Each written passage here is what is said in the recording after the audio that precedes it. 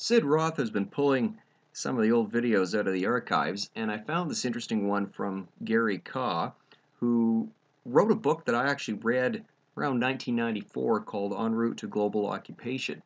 Now listen to what he and another guest said there about the intolerance that is at some of the globalist institutions, including the United If Nations. you had to say one thing that you observed that was not made or circulated worldwide that you want our viewers to know, what would that be?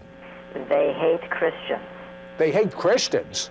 Absolutely. Why pick on one religion? We're considered bigots in their eyes. We're considered intolerant. I've been to numerous world government meetings where Christians, fundamental Christians, are described as either the main enemy or a fundamentalist threat. They view Christians and our potential influence within such institutions as Congress as being a very serious issue they need to overcome. We are a hurdle for them, but they are jumping over us. They are trampling us. The Pope is involved. Lots of people that are known Christians are involved with these things. What do you mean they hate Christians? Well, I'll tell you, when I began speaking out on this, it cost me my job. I worked for the government, and they issued me an ultimatum to stop talking about it or else lose my job.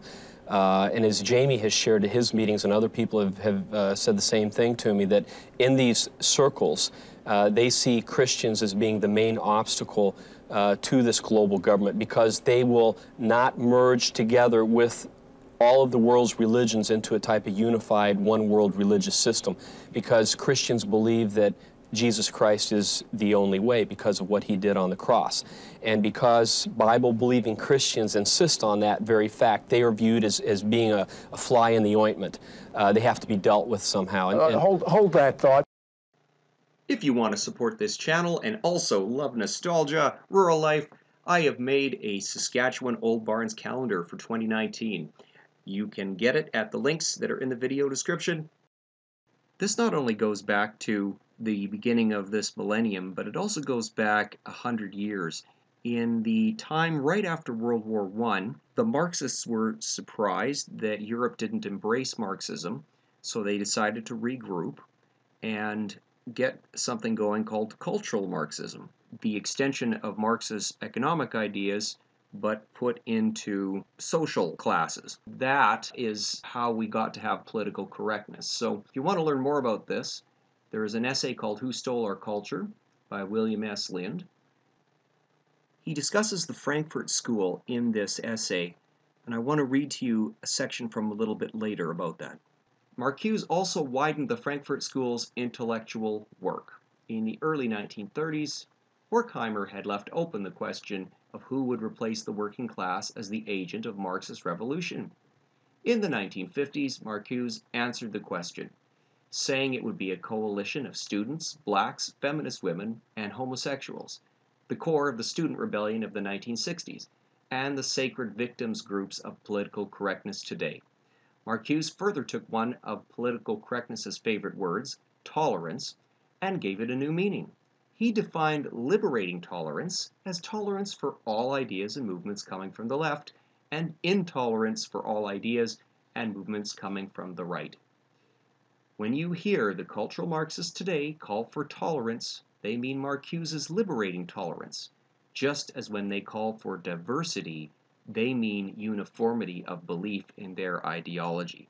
So this is an example of what George Orwell called doublespeak, where it means one thing to the initiated, but it means something else to everyone else, and almost where you can call black white and white black, not in the racial sense, but in the sense of meaning, much like calling good evil and evil good.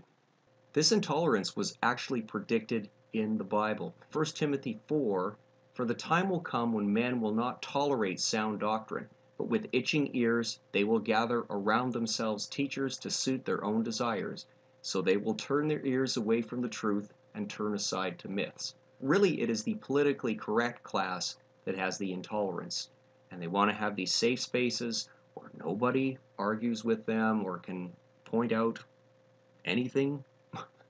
So that is intolerance, and it's also anti-rational. As was true from the Institute's beginning, Marcuse and the few other people in the know did not advertise that political correctness and multiculturalism were a form of Marxism, but the effect was devastating. A whole generation of Americans, especially the university-educated elite, absorbed cultural Marxism as their own, accepting a poisonous ideology that sought to destroy America's traditional culture and Christian faith. That generation, which runs every elite institution in America, now wages a ceaseless war on all traditional beliefs and institutions. They have largely won that war. Most of America's traditional culture lies in ruins. Behold the wicked bend the bow. They make ready their arrow upon the string to shoot in darkness at the upright in heart. So there's this whole plan coming out and unfolding, and people don't realize it. If the foundations are destroyed, what can the righteous do? Yes, there has been an attempt to undermine the Judeo-Christian roots of American Western culture. Part of the answer, obviously, is to rebuild foundations. In Isaiah, it says, "Those from among you will rebuild the ancient ruins. You will raise up the age-old foundations, and you will be called the repairer of the breach, the restorer of the streets in which to dwell." So again, you're building up society. They will rebuild the ancient ruins. They will raise up the former devastations, and they will repair the ruined cities, the desolations of many generations. Recent generations have seen an erosion of our roots, of our values, and the answer, when the foundations are destroyed, what can the righteous do? Rebuild them. We should be standing up for the things that we believe in and not allowing ourselves to get pushed around. The Apostle Paul chides the Corinthians, "You're so wise you tolerate the foolish gladly. For you tolerate it if anyone enslaves you, anyone devours you, anyone takes advantage of you, anyone exalts himself, anyone hits you in the face." To my shame, I must say that we have been weak by comparison. Paul, we saw later on, he learned to insist on his rights, that he was a Roman citizen. Even though he still suffered quite a bit, the times that he did speak up for his rights were actually quite helpful.